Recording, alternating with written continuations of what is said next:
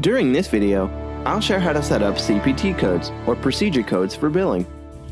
Procedure codes, as you know, provide uniformity and help simplify the healthcare claims process. Specific words and numbers refer to and describe specific medical procedures and services.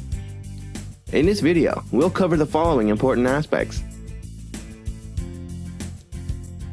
To begin, click on Setup, and then click on Procedure, and the Search Procedure screen will open up.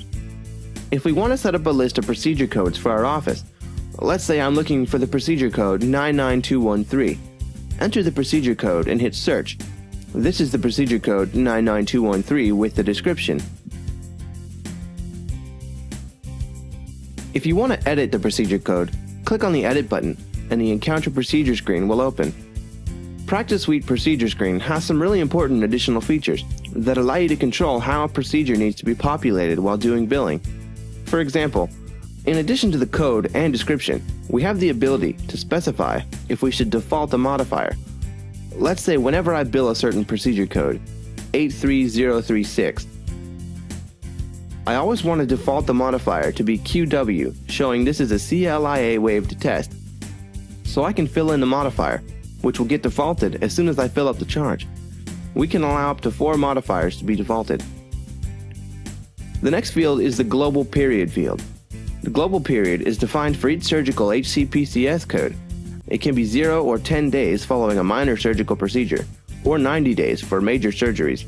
You specify the number of days here. Let's say you have a new set of procedure codes that you want to enter into the system along with other previous codes. But you don't want to send these new codes to the insurance company. Instead, these codes will be used for internal tracking purposes. To do this, simply select the Line Status Admin code. Similarly, if you want to create a procedure code for an item that's being sold to a patient, such as vitamin supplements, you'll create this procedure and select Bill to PT or Bill to Patient from the drop-down menu to bill to the patient directly for this code. This is a very flexible way to give you the ability to control what happens when a procedure is created. By default, if you don't select anything, the charge will automatically be billed to the case linked to the charge itself. You can also select the drop-down as Hold if you want to hold a particular procedure. In addition, select the checkbox if you want to default the ordering provider as the rendering provider, as some payers want ordering provider information on the claim for certain procedures. Click on the checkbox of Default CLIA number so that whenever the lab code is entered, the CLIA number should always get defaulted from the practice setup. Moving towards the right side, the group code and group order is utilized to create a macro. Let's say, typically used in pediatric practices, a 2-year-old child came in for a well visit and was advised for 3 immunization charges and an office visit charge. As soon as I identify a 2-year-old well visit, I'll give the group code, say, 2YWV for 2-year well visit. And I'll say this is my first procedure in that set of procedure codes. So this is how to utilize these 2 fields to create a macro that can automatically fill.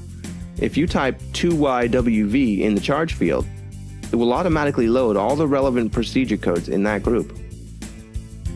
The type of service is to specify what type of service this is. By default, it will be blank, but if you want to specify, for reporting purposes, as to what type of procedure it is, then you can utilize this field. Next is the Line of Business field, which is a general classification of the business running in the facility.